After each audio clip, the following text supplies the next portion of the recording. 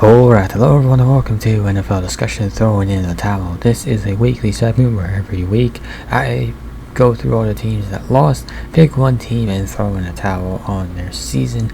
And with that, we'll go ahead and get into this week's edition of Throwing in the Towel, starting with, per usual, the AFC East. So we have three teams representing the division this week: the Dolphins, Jets, and Patriots.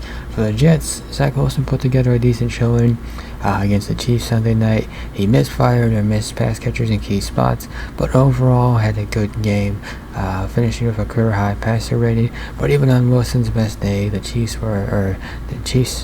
managed to win the game. Jets lost. Patriots, their offense hit rock bottom against the Cowboys. They had no choice but to bench Mac Jones, who threw for 150 yards and 2 interceptions before Bailey Zappi took over.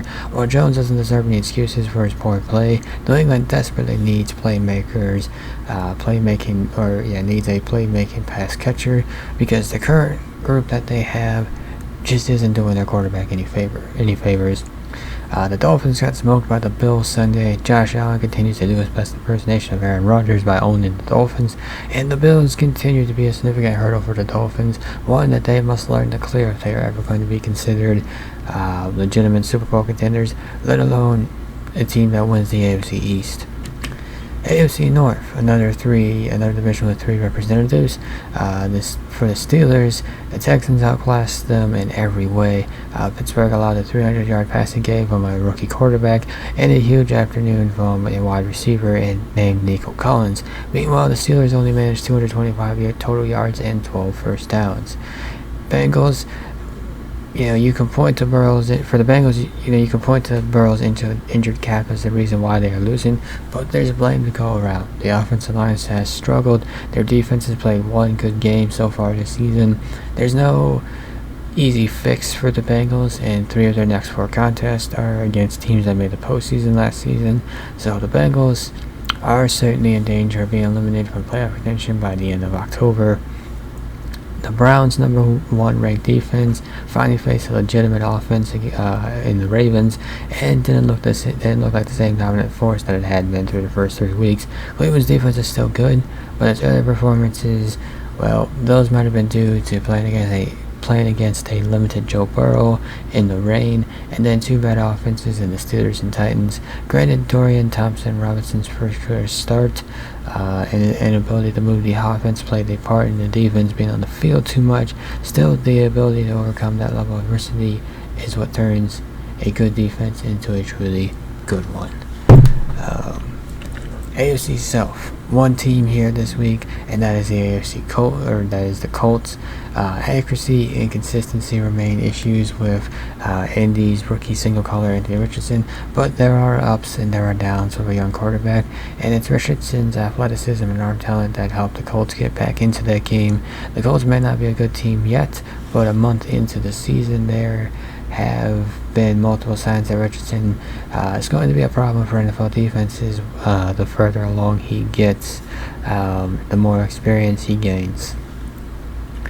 The AFC West, one team representing the division this week as well, and that is the Raiders. And assuming quarterback Jimmy Garoppolo clears concussion protocol, he'll get his job back.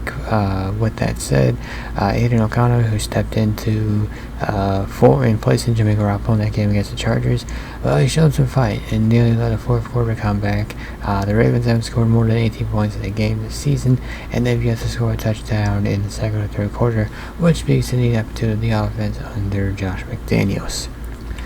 So, the AFC division representatives, we got the Jets from the East, the Steelers from the North, the Colts from the South, and the Raiders from the West. Which of these 4 teams will represent the AFC this week? It's the Las Vegas Raiders. They played like the worst team in the AFC last week. NFC East. So for the Giants, it's not entirely Daniel Jones' fault that he was sacked 11 times Monday night, 11 times. Or outside him, the Giants had no run game with Saquon Barkley out. New York's problems go well beyond the quarterback, but Jones is the highly paid quarterback of the New York Giants, and that team was supposed to be a contender in 2023. Certainly don't look like one now. And for the Commanders, if I could find there we go.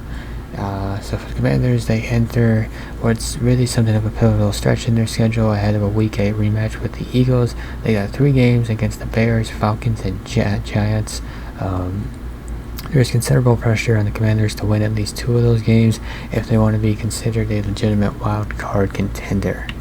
NFC North, one team representing this week, the Green Bay Packers, and Jordan Love wasn't especially sharp in the game against Detroit. He threw a pair of interceptions, but he also got no help on the ground game. The Packers rushed for just 27 yards and 12 carries despite the return of Aaron Jones. There is time to right the ship. Green Bay's next 3 games coming against teams that currently are winless, but right now these Packers look merely okay, but little more than that. NFC South, a couple teams here, Falcons, Saints. So for the Falcons, we'll start with the Saints first. The Saints aren't a bad team, but it's getting harder to call them a good one. Their next 6 games before their Week 11 bye are against opponents who are 2-2 or worse. Is a chance for the Saints to build some momentum or a chance for things to fall apart completely. For the Falcons, in 4 games, Desmond Ridder has 3 touchdown passes and 3 interceptions. Yes, he has the ability to make plays with his legs, but Taylor Heineke can do that as well. As frustration continues to build over Ridder's performance, head coach Arthur Smith might want to consider a quarterback change to try to spark the offense, which has scored 1 touchdown over the last 2 weeks. NFC West, no representatives this week. Throwing the towel on the Cardinals in Week 1. The Rams won, the Seahawks won, the 49ers won. So, I guess, NFC West is out of this segment. So, division representatives from the NFC, Giants, Packers, and Saints. Who is going to represent the NFC? That would be the Giants. No surprise there. They were the worst team in the NFC this week. So over the course of the first 3 weeks, Week 1 threw in the towel on the Cardinals. Week 2 was the Bears. Week 3 was the Panthers. And now we get to Week 4, Raiders versus Giants. Who is this week's team? It's the Las Vegas Raiders. So yes, ladies and gentlemen, we're going to pick on the AFC this week. We're going to eliminate a team from playoff contention in the AFC, and that is the Las Vegas Raiders. And even when Jimmy Garoppolo returns to the lineup, it's not going to fix what currently ails the Raiders. That offensive line is a problem. The talent otherwise is there, but that offensive line is struggling, and the offense as a result hasn't been able to score more than 18 points in the game yet this season. And with that will conclude this episode of NFL Discussion Thrown in the Towel. If you enjoyed this episode, be sure to hit that like button down below.